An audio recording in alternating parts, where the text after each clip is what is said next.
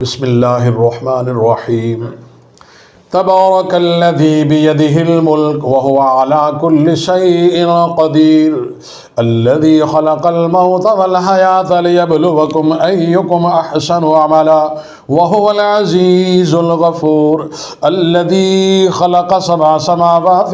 طباقا ما ترى في خلق الرحمن من تفاوت فارجع البصر هل ترى من فطور ثم ارجع البصر كرتين ينقلب إليك البصر خاسئا وهو حسير ولقد زينا السماء الدنيا بمصابيها وجعلناها رجوما للشياطين وأعتدنا لهم عذاب السعير وللذين كفروا بربهم عذاب جهنم وبئس المصير إذا ألقوا فيها سمعوا لها شهيقا وهي تفور تكاد تميز من الغيظ كلما ألقي فيها فوج سألهم خزنتها ألم يأتكم نذير قالوا بلى قد جاءنا نذير فكذبنا وقلنا ما نزل الله من شيء إن أنتم إلا في ضلال كبير وقالوا لو كنا نسمع أو نعقل ما كنا في أصحاب السعير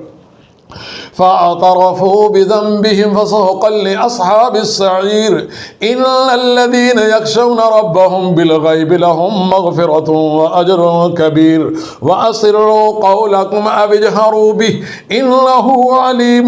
بذات الصدور ألا يعلم من خلق وهو اللطيف الخبير هو الذي جعل لكم الأرض ذلولا فامشوا في مناكبها وكلوا من رزقه وإليه النشور أأمنتم من في السماء أن يخسف بكم الأرض فإذا هي تمور أم أمنتم من في السماء أن يرسل عليكم حاصبا فستعلمون كيف نظير ولقد كذب الذين من قبلهم فكيف كان نكير أفلم يروا إلى الطير فوقهم صافات ويقبضن ما يمسكهن إلا الرحمن إنه بكل شيء بصير أمن هذا الذي هو جند لكم ينصركم من دون الرحمن إن الكافرون إلا في غرور أمن هذا الذي يرزقكم إن أمسك رزقه بل لجوا في عتو ونفور أفمن يمشي مكبا على وجهه أهدى أمن يمشي سويا على صراط مستقيم قل هو الذي أنشأكم وجعل لكم السمع والأبصار والأفئدة قليلا ما تشكرون قل هو الذي ذرأكم في الأرض وإليه تحشرون ويقولون متى هذا الوعد إن كنتم صادقين قل إنما العلم عند الله وإنما أنا نذير مبين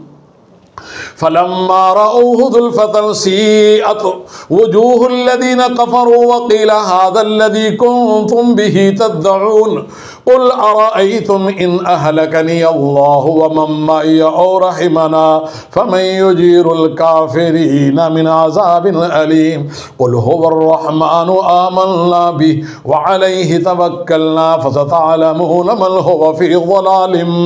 مبين قل أرأيتم إن أصبح ماؤكم غورا فمن يأتيكم بماء معين